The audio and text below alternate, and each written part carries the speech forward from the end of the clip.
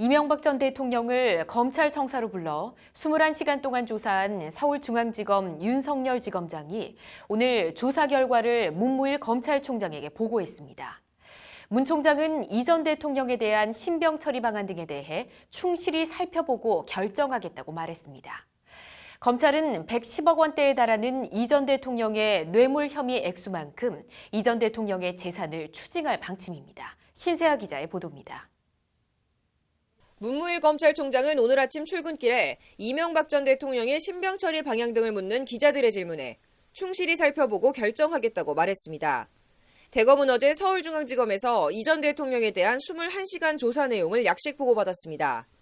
수사팀에서 신병 처리 방향 등 정식 수사보고서를 받은 윤석열 서울중앙지검장은 한동훈 3차장 등 수사팀과 함께 오늘 오전 관련 내용을 문무일 총장에게 보고했습니다.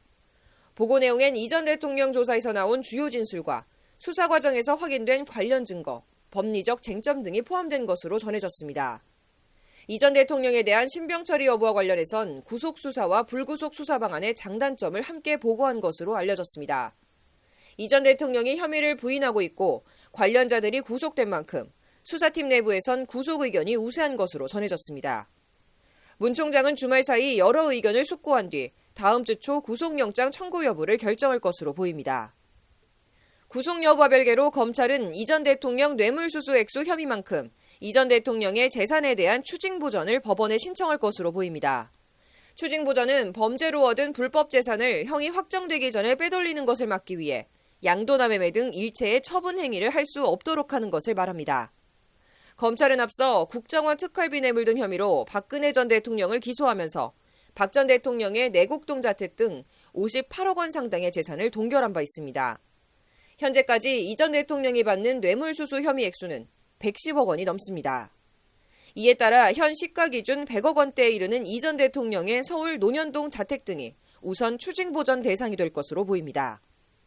이 전 대통령 재산 관련 이명박 정부에서 정무수석을 지낸 김유재 전 수석은 이 전 대통령이 전 재산을 사회에 환원해 변호인단 구성에 약간의 어려움이 있다고 말하기도 했습니다. 문무일 검찰총장은 다음 주 초엔 이 전 대통령에 대한 영장 청구 여부를 결정할 것으로 보입니다. 이 전 대통령에 대한 검찰 수사가 기소와 재판이라는 본게임으로 접어들고 있습니다. 법률방송 신세아입니다.